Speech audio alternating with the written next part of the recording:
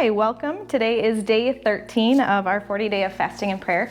My name is Whitney, and I'm the office administrator at the Chippewa Falls campus. And I chose Isaiah 6:8, and it says, "Then I heard the Lord asking, 'Whom shall I send us as a messenger to this people? Who will go for us?' I said, 'Here I am, send me.'"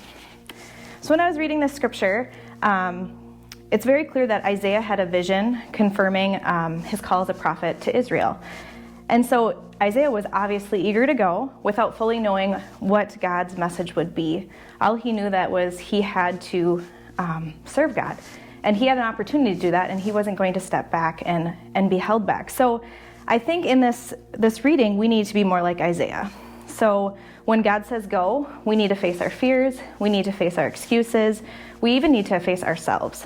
Because when God says it's time to answer his call, wherever that may be, whatever that is, wherever it leads, we just need to remember that he gives us an opportunity each and every day to go out and speak his truth to people that may not know him.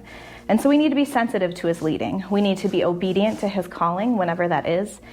And so I know that I want my life to be what brings him most glory. And so I think we need to be more like Isaiah. So when God says, "Who should I send?" we need to be ready and willing to say, "Send me, Lord."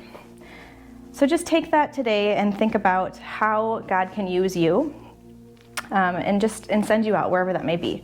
So go and be more like Isaiah. Have a great day.